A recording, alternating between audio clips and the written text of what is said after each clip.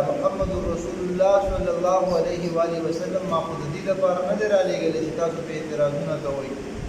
دا خو ډېر ښایسته او خوږ پیغمبر دی، په کار خدا ده چې تاسو د خبره ومنئ، غوږ ورته کښېږدئ. الله رب العالمین رټنه ورکوي موږ ته چې څنګه خلک کوي.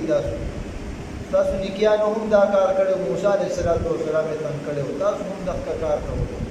په دې کار نه صبر شئ کنې نو الله رب العالمین به ستاسو نه د ایمان دا قدرت چې هغه انسان کې فطري وي دا به درنه واخلي او ګمراهه به کېدای شي.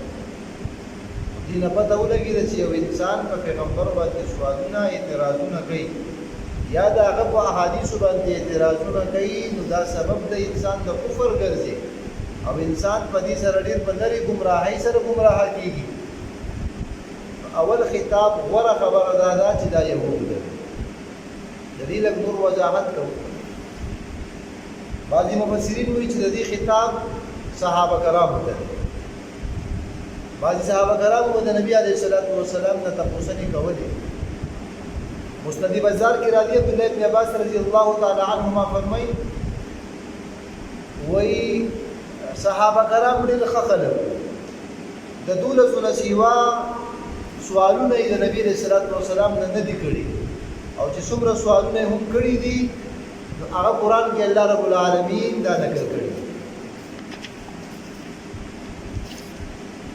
په دې وجه باندې الله رب العالمین ځای په ځای باندې وخت په وخت باندې د صحابه کرامو تربیت کوي چې تاسو دا پیغمبر مه تنګوئ، بلکې د ده چې کوم خبرې تاسو ته کوي نو په هغې باندې عمل کوئ. لکه یو روایت کې راځي نبي علیه السلام فرمایي ذروني ما ترکتم، څو پورې چې تاسو ما پرېښي نو ما پرېږدئ.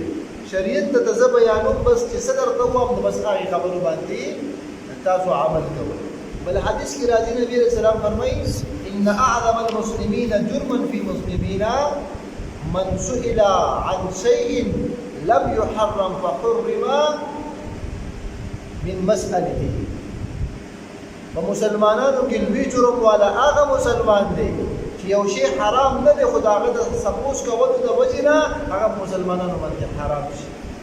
په دې وجه باندې صحابه کرامو لکه مسند احمد کې او مسلم کې او دغرنګې مسند بزار کې روایتونه موجود دي.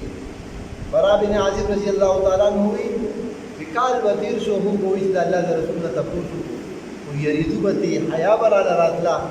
نو موږ به دا خواهش کوو چې د باندې نه یو پوه سړی راشي او په نبي علیه السلام باندې سوال وکړي، نو موږ به یې واورو نو په هغې باندې به عمل وکړو.